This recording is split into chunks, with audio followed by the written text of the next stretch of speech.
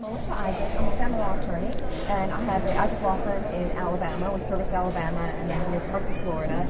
And we limit our representation to men. It used to be just in family law matters. Now we spread out and cover men who are accused of defamation and things like that. So we have some cases in federal court, some state court cases. So where can all those dads reach out to you right now?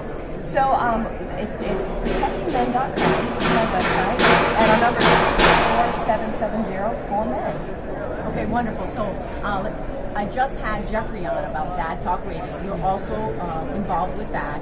Yes. Tell us some powerful stories of how you're helping men and things that can happen out there that the average person doesn't know. Until you're really tied up in family court, you don't understand how devastating it can be.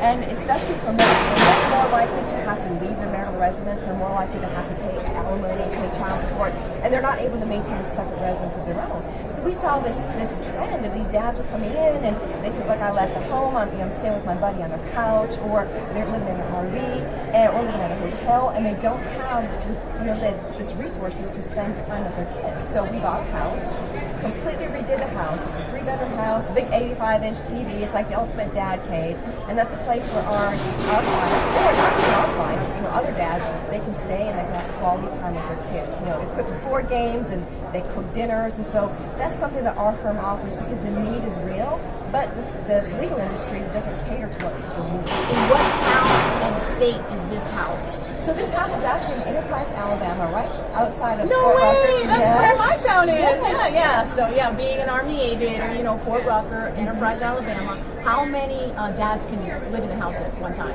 So we've had 2 or 3 dads at a time because there are multi-bedrooms.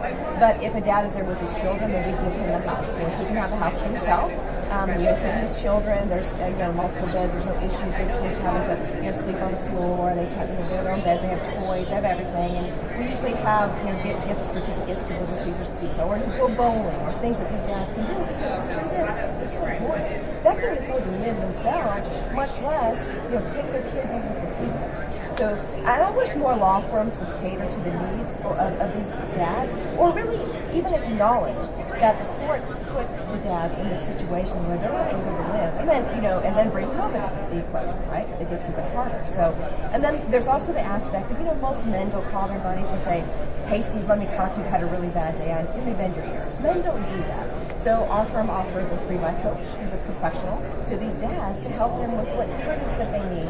If they need help with finances, co-parenting, whatever the case is, we want them more equipped when they leave our firm, more equipped to rebuild and have a healthy life than they got there. Well, thank you so much for sharing the story on how dads really need help out there, and they can reach out. There's resources, there's lawyers out there, and our children need their dads. They do.